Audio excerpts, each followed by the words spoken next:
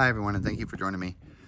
Today we're looking at a wooden bird effigy. This is going to be the first of this collection that we're going to take a look at.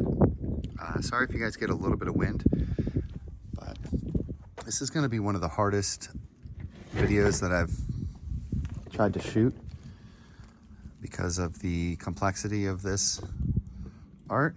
So we're going to go ahead and zoom out a little bit and show you the representation of the bird here with, of course, you can see the eye, the crest, and the beak pointing upward. Now it's going to be a bird in different ways, so as we tilt it and turn it, we'll be able to see more eyes and perhaps human faces as well in the silhouettes there. Now as I handle this, it is actually being destroyed. So take a close look at the way they wisped everything away, and we're going to turn it around and see some more birds here pointing up to the top, you can see. And we're looking at bird humans mostly. You can see the way they did the tail for the bird. As we move this here, we're gonna take a look at a few human silhouettes here on the left-hand side without covering too much of it up, because as we move it, we'll see more and more. So we have a large crow face character, or bird man, portrayed here. You can see with the open mouth, and inside of his eye, if you look closely in his eye there, with the light inside of it, you can see how it's packed with stones and little bird effigies, believe it or not. And you guys might be able to see the bird man silhouette there and the textures of this. Let's go ahead and move along here. This is very fragile stuff.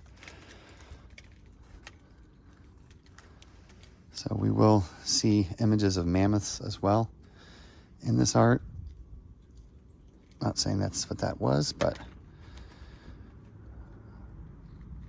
interpret this stuff as you will. All this is intentional on the top here. So you might see a little character in the very top, just in that section, with crazy wild hair.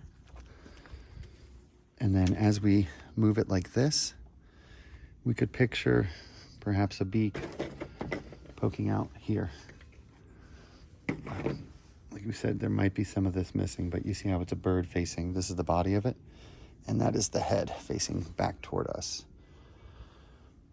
And really, I think the eye and the beak and the crest separated by that line is probably the best representation there.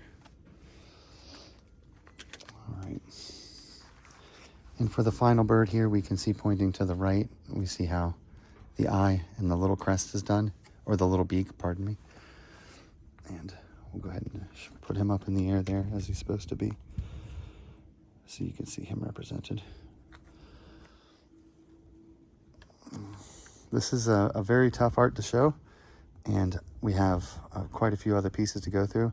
I think the only way to do them is one by one. So that's, I guess, what I'm going to try to do. And as far as brushing them off and cleaning them, that's going to be an impossibility, because as they get dry, they get extremely brittle. So if you guys have any tips on how to preserve this or take care of it, let me know, please, in the comments.